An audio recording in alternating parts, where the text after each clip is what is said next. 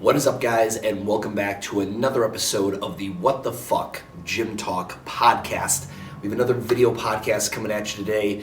If you are listening at home, you think you're still going to enjoy this, but if you're watching this, you'll get to see some of these comments, some of these things I'm going to be talking about today. So, long story short, I recycled an older post, and this older post every single time fucking slaps.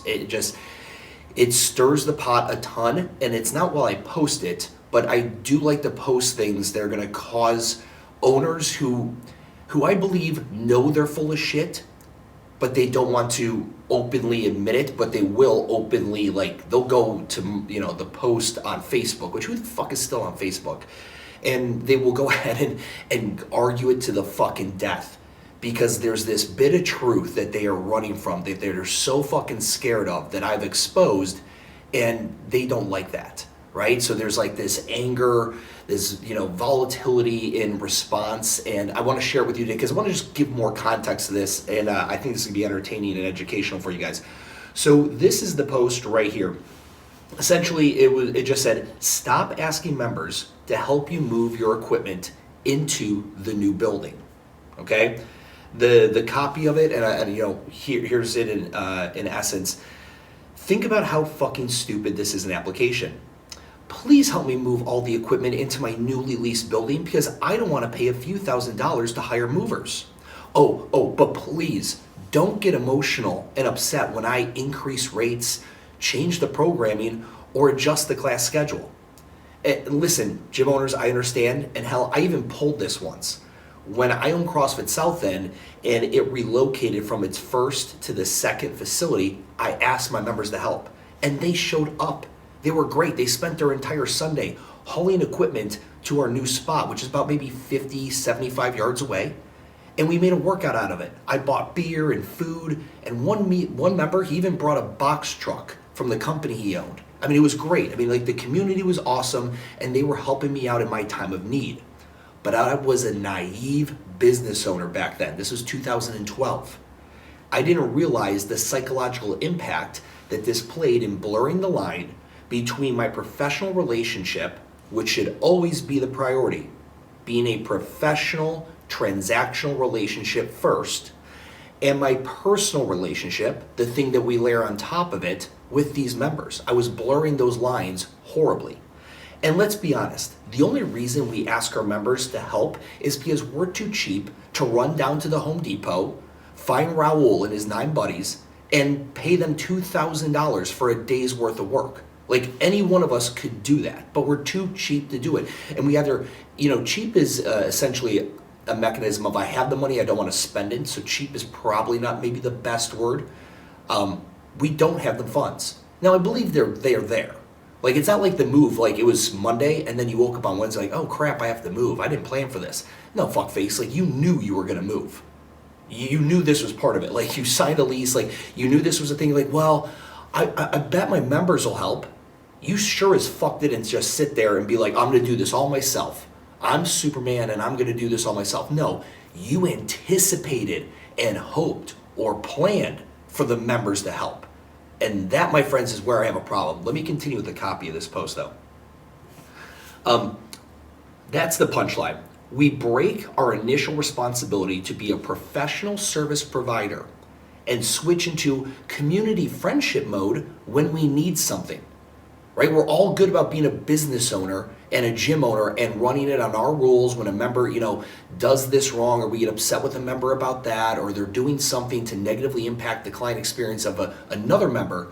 But no. When it's time to get a bunch of shit done, like move my entire fucking gym, rip up the stall mats, unlag the fucking rig from the floor, dismantle the rig, carry the stuff out. No. We are in friendship and community mode 100%. Guys, where does this pick up? And then we have the audacity to get upset when our members push back against the business changes we make throughout the years. Well, if you treat the business, which is by definition transactional, as a clubhouse, which is more emotional, then that's exactly the scenario you deserve to get. In my last move, and this is when I went from one location on the side of Charlotte to another when I bought the building and converted everything over to urban movement. In my last move, I hired movers and paid a member, plus several of his college buddies to help. I didn't organize a move and mimosas day or make a fun workout out of it. I didn't try to exploit the fact that my members cared enough to help a business they paid professionally. Think of that. What other business in the history of fucking ever asks their paying customers to help them avoid the operating expenses and the cost that are incurred by relocating the business? What other business has ever done that you do business with? None. Zero. Now, many of you are sitting there like, well, it's because we have community. Just hold on to that for a second. I'm going to get to that. Just hold on to that for a second, you silly, silly fucker. It's a little ridiculous when you think of it this way, guys. Lesson to be learned. Don't be a cheap fuck. If you can afford a new location, then you can afford movers. So that's the copy, right? That was the copy of the post. And the comments section has been uber fun. We're up to 52 comments now, and a lot of good shit that I want to go through on this. So before I get into comments, real quick, this is the issue. I am not against if you are moving and members randomly come up to you like, hey man, I'm available on Sunday. I'll come by and help. If they volunteer, I don't have an issue with that at all. I think that's awesome. That's great. However, if you as an owner are organizing, recruiting, or otherwise creating a scenario where members now oh shit, they're moving, but I guess they're having a moving day on Sunday. Fuck, I wanted to watch the game on Sunday. And now, I know 10 people that are going, shit. Now, if I don't go and help, it'll be awkward when I show up on Monday. That's the situation you're putting them in. It is. And the only reason you're doing it, and I know that I just kind of went back on the word cheap, but it's because you're being a cheap fuck, or you didn't plan accordingly with your money. Name me some other thing you ask your community to fucking, it's like Clark Kent, right? He's like Clark Kent, and then he goes in the phone booth and he is in Superman when somebody fucking is in danger. It's like they're customers. God damn it, Sally left the barbell out again, or God damn it, Sally keeps letting go of the handle of the rower and it keeps slamming into the concept too. But when I need help, boom, Sally. Oh my God, what are you doing on Sunday? Oh, we've got this awesome fucking, yours will be great, you're gonna love it. Wait, hear me out. We're gonna do a moving workout. Yeah, no, I know the gym's not normally open on Sunday, but guess what? It's gonna be awesome. So what's gonna happen? You see these 235 different rubber squares on the ground that you sweat all over all the time? Yeah, well, they're heavy. They're called stall mats. They're about 100 pounds a piece. But don't worry, there's 3/4 of an inch for you to grab with your little itty bitty Sally fingers and to drag them with your itty bitty little fingers, drag them out of the gym into Daryl. You remember Daryl at the 9 a.m. class? Oh, Daryl's a fucking gem. And he has a pickup, right? Oh man, I fucking love. You know any of the other members with pickups? Sally, if you think of any other members with pickups, holler at me. I'd love to invite them for this awesome workout. Do you see how fucking dumb this is? I know I'm doing this exaggerated comedic relief version of it, but fuck off. The only reason you're doing this is because you don't want to pay someone. And maybe they don't even realize that you can pay people to do this. You can. It's real easy. It's not difficult at all. There are plenty of people who will take cash to move your shit, and they will do it way faster than your members will. Guys, let me ask you this. Do you ask the members to come together as a community to clean the bathrooms? No. Do you ask the members to come together as a community to paint the exterior of the building? No. Wait, why then on moving day is it so acceptable from so many of you to be like, well, my community and they wanted to help and I wouldn't want to have any members who wouldn't want to help? Are you fucking high? Are you either stupid or high or both?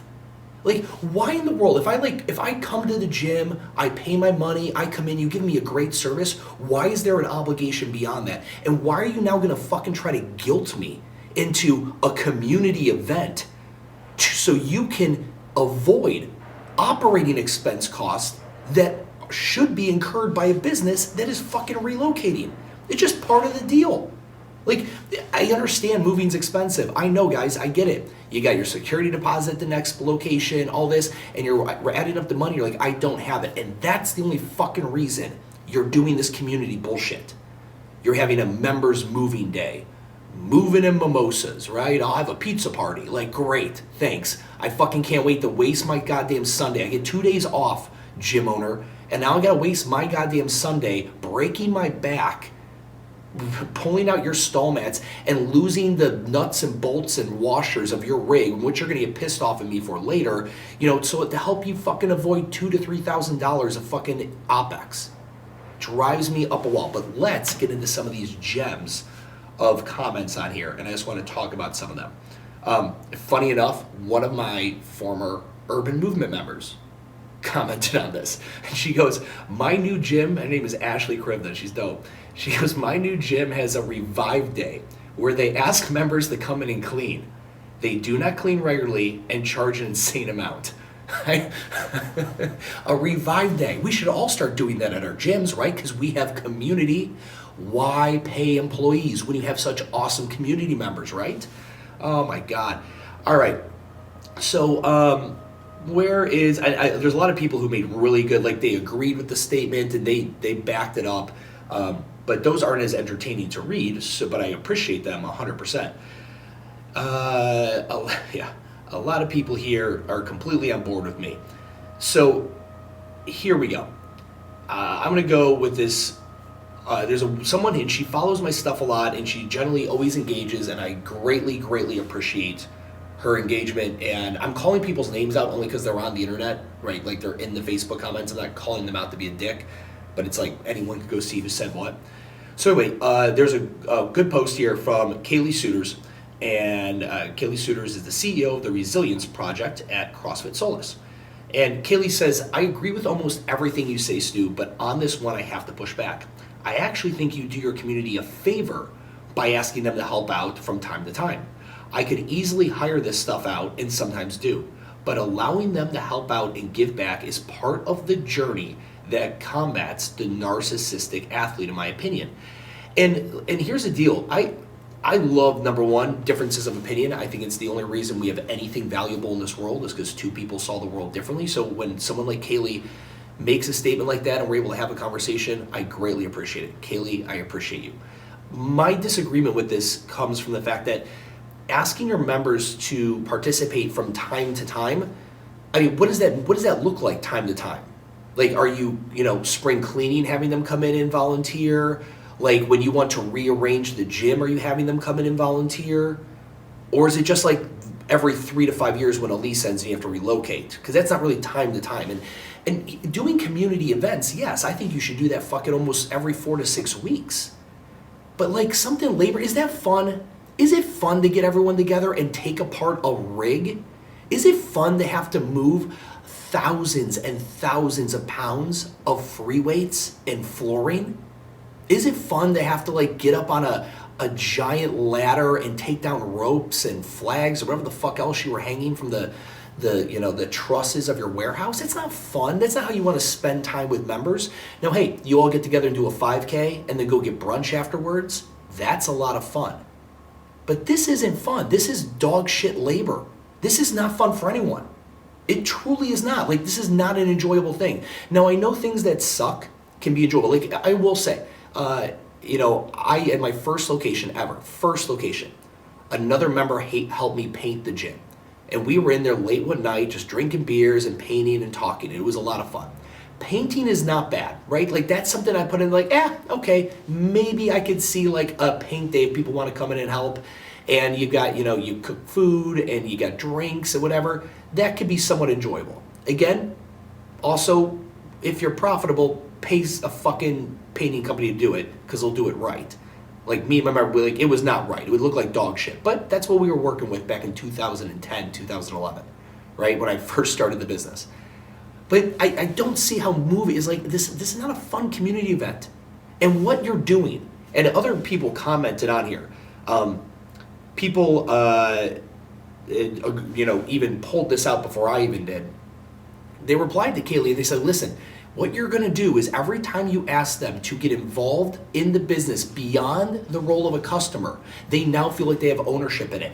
And a bunch of owners chimed in here. We're like, yes, that's exactly what fucking happens. They feel like they have ownership. Oh, you're raising rates on me? I remember giving them my entire Sunday to help you. Because that's it. You are helping the gym owner. And when people are like, no, it's a community and they want to take care of their place. This isn't a highway pickup patrol fucking volunteer effort. This is not a town. This is not the city, right? Where a city puts together an organized trash pickup day. That is not what this is. This is a business, you silly fuckers. It is a business in which the initial relationship was transactional. Nobody walked in. Like Sally doesn't walk in the door on day one and you guys lock eyes and you go, did we just become best friends? Oh my God, I'm so excited. We're gonna be best friends forever, Sally. Now, yeah, you'll pay me money to come here and yeah, I'll give you fitness services, but we're gonna hang out on the weekends and like, if you ever need help like moving stuff, I'll come help you. And if I ever need help moving like, I don't know, an entire gym, you know, you can help me. And yeah, I know it's a little bit different than you moving your couch, but like, you know, it's a gym and you really like it and I'm trying to make it better for you. So you'll wanna participate in this because hashtag community. Blah, like fuck off. Like I just like it, do not allow the members to cross the threshold of transactional in this example. Now listen, everyone's like, you're a piece of shit, Stu. You want this place to be like a Globo gym where people are just a number to you. No, I'm not. Like literally, you could ask the probably close to thousands of people in Charlotte that have come through my gym in the decade that I owned it. And that's not at all how I am. What I am though is I do realize that yes, transactional is the first layer, right? You came in wanting fitness services. I wanted to sell you fitness services. We exchanged money for services. And in time, we might layer on top of it a personal relationship. Maybe we become friends outside of here. Maybe I hire your CPA firm, right? Or whatever, you know, maybe that member owns a small business. Maybe we start dating. Huh? How about that one, right? We start dating, maybe we get married, right? Maybe we just are best friends. I'm in your wedding. Like, I'm all for that. However, the root relationship is transactional. And only the gym owners that don't want to run businesses, that would rather fucking run community clubhouse nonprofits, argue again. You cannot argue against that statement. The initial relationship is transactional. Advanced emotional relationships can be layered on top of it. But your initial responsibility is that of someone who procures your services and pays for it, and the supplier of the services, okay? The vendor and the customer. That is the genesis. And you always have to come back to that. You cannot let your decision-making get clouded because you guys hang out on the weekends and get drunk together. That cannot be the case. It's not even professional. It's just not smart, like entrepreneurship. It's not smart leadership. It's not what you think it is, but as gym owners, we throw so much of ourselves into the business. Every blood, sweat, and tear and dollar we have. And there are times where it's so nice to feel like we have more people around us than we do. Generally, this is because most gym owners can't afford a fucking staff. That's the bottom line. So when members stick around after gym and are like, oh, how are things going? And you gripe and complain about your business woes. It's kind of like having an employee for a second, someone to commiserate with. I promise you, the gyms that are established, that have full staff, like full-time, full-focus staff, that make professional wages, they don't need that from their members. And in fact, they know better than to let the members come into that. I know gym owners, and some of you are listening right now, hopefully, in which you bitch and complain about other members to your current other members. Yeah. You're so blind to the true relationship that needs to be transactional first, personal relationship second. You're so blind to that, and that to the fact that there should be a division, that you'll complain about current customers to current customers. I mean, it's so fucking unprofessional, it blows my mind. And I've literally heard it, I've seen it with my own goddamn eyes. I've been in social situations where this occurs. And I just think to myself, you're never gonna fucking make it, because you don't understand. You should have opened a 501c3 here in the United States, a nonprofit, because you don't get what this business thing entails. You just like the idea of a fun clubhouse that pays you money. And that's ultimately it. And that's where I think a lot of these people come into it. There's nothing against that. If that's what you want to do, then fucking do it. But don't then sit here and talk silly bullshit to me, who's literally just giving facts. Like, again, these are facts, transactional relationship first, personal relationships on top of that. You don't treat people like numbers, you treat them like humans. I am the fucking guy who says, care about the member, not the membership. Love them on the way out. Invite them to your holiday parties. Right? I did that. If you've been paying attention to my content for long enough, you've probably heard this story a dozen times. We would constantly invite members who left the gym to our holiday parties and all of our parties, and they would come, and we had a great relationship with them. And I got more referrals from canceled members than anything else. But these members, the ones that are going to motherfuck me in the comments and talk shit, about this, and which is fine. You can disagree with it. I'm okay with it. But these are the same members who, when a member quits, like fucking kicks them out of the Facebook group, doesn't want to talk to them more. Can you believe Cheryl canceled? Oh my God. And after I helped her get a pistol, like, I can't believe she canceled. Like, these are the same people. And then they're going to chew on my dick in the fucking comments because all I'm saying is, hey, listen, guys, just don't ask the members to do things the business should pay for. I get it. Your business doesn't make a lot of money. That is a you problem, not a them problem. You should not have bought 6 assault runners last month. You probably should have realized you had a move coming up and that moving is very expensive and saved and utilized this money accordingly. Like, to get the move done. It's easy to move in the beginning when we start the gym because we don't have a lot of shit. When you have a ton of shit, it's a lot. Now, again, if they volunteer, like they show up on the day, like you're like, hey guys, we're not having class on Saturday and Sunday. Why? Well, this is moving day. I got people coming in, we're moving shit, and that's why. Monday classes will kick back off at our new location. I'm real excited for it. And they're like, oh, well, what? Can I come by? Like, if you want to, you're more than welcome to. Sure, yeah, if you want to come by, but you don't need to. Like, I've got movers, I got it covered. Oh man, I'd love to come by on Saturday. Then let them do that. That is awesome. That is awesome. But when you organize it and recruit it, you are a cheap as fuck owner, and you couldn't argue me off this platform if you tried. Now, let's go to a couple other gem of the comments here. So here's a great comment from Kevin Hartman. And the CrossFit box family is dead. The fact that Kevin even said the words or typed the words CrossFit box family. Like, again, these are where these people are at. They're thinking, this is a group this is my family. These are my family members. No, they're customers. You fucking, why is it so, why do people in the CrossFit gym community lose the responsibility they have as a service provider? Why does that have to get blurred? Like, your family, your family in which, X percent of them are going to cancel on you every year? Like, this isn't family, dude. These are customers. These are fucking customers. Maybe, like, were you adopted or you don't have any family, like, and you're, like, longing for a family and you spend the holidays alone at Denny's at Thanksgiving? Like, I get it. I would want family too, but I'm not going to go start a gym to fucking do that. I'm going to start a gym to make money doing what I love. I get to help people in the process, but only if they're willing to help themselves. That's the real punchline.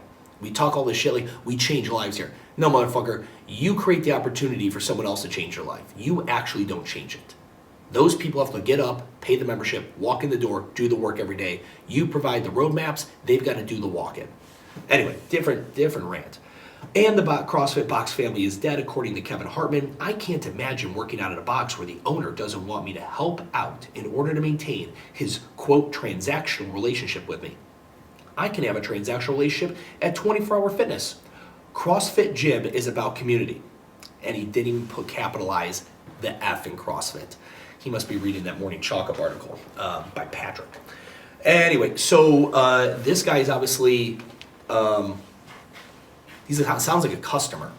Sounds like a customer. I can't imagine working out at a box where the owner doesn't want me to help out. Really? Like, I don't want to help out at all. Like, do any of you actually want to pay your money, go to the gym, And then as you're about to walk out to go to the next thing that you have on your schedule for the day, see the owner vacuum, like, I should go help. I should go help vacuum because I was just in there. I was in there. I should go help. No, listen, I'm not a piece of shit. I don't shit on the bed when I go to a hotel and be like, fuck it. The cleaning ladies, the maids have to clean that up. Like, I'm not that type of consumer. I don't go to a coffee shop and drop garbage on the floor and not pick it up because, they'll do it.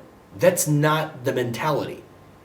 But if you own a gym, if you own another business in which things like, cleaning have to get done, that does not fall on the customer. And if you have created an environment, a culture where customers feel guilty for doing it, and I've seen gym owners do this, I literally have seen the post where a gym owner is posting how they're having to stay at the gym until midnight, mopping and vacuuming so be ready for the 5 a.m. class.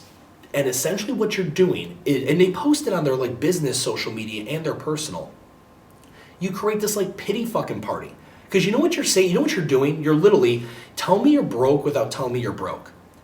If you're a gym owner, right, and you've been in business for, let's call it 3 years or more, and you still have to do all the cleaning, you have missed the fucking mark. By business standards, you're not doing great. Well, I really like to shut up. No, you don't like the clean. Shut the fuck up. I really like to run the fucking floor scrub. Oh, shut up. You're doing it to save money that you don't have. That's what you're doing. All right? There's a if you actually like pushing the floor scrubber, also, Sean Ryder, my boy over at Shenandoah Fit, he actually loves pushing the scrubber. And I will say, it's very zen. I'm not going to lie. I did enjoy that as well. But can we be honest? Outside of those few outliers that have the money to pay someone to do it, and they just choose to do that part, 99% of us that clean the gym still are doing so because we don't have the available funds. That's all it is. We can't spend, $2,200 a month on a cleaning crew or whatever it would cost. That's what it is. And then you make these posts, and then your member's like, man, fucking, gym owner John, he's busting his butt, man. I really feel for him. I really like the small business owner. I feel good about going to this business and contributing to it. Maybe I can help out. Like, that's what you're creating, And I do. I maybe it's just me personally. I like an owner who fucking does his shit in silence. Doesn't sit there and have to make a public affair out of all the hard work he's doing. You decided to open up a business, fuckface. Hard work is nothing more than the price of the admission price. That's it, right? You guys know my whole spiel. Like, I don't believe hard work is special at all. Everyone works hard. The gym owners that make a lot of money just work smarter than you. That's all. I probably work just as hard, maybe even work a little less hard than other guys that didn't make it in the business, the fitness micro gym industry like I did. I just work smarter than they did. I work so hard. Look at me. Here's a video and a reel of me cleaning the gym and blah, blah, blah, blah. And it's 11:52 p.m. Yeah, I get it, dude. You're just proving to me you're not working smart. You're proving to me that, yeah, you can stay awake and push a fucking vacuum around on the floor. It's not a high skill set you possess there, buddy. You have just proven to me that you've been in business for 4 years and you still don't have your shit figured out business-wise. Steph Decker, she opened it up with a banger. This is lame. Maybe you didn't ask for help because you were too cheap. That's not the case for many gyms. Oh, this is lame. And she's then paraphrasing me. Maybe you didn't ask for help because you were too cheap. That's not the case for many gyms. Maybe moving to a smaller location. Steph, some of these people are great at fucking, I'm not great at English either, but I need to, this is lame. Maybe you didn't ask for help because you're too cheap. That's not the case for many gyms that are maybe moving to a smaller location. This post assumes so much I can't even. Steph can't even with my post. I don't follow much on this page. But somehow you're here. But I saw this post and I was like, nah. Killed the boredom for 2 minutes.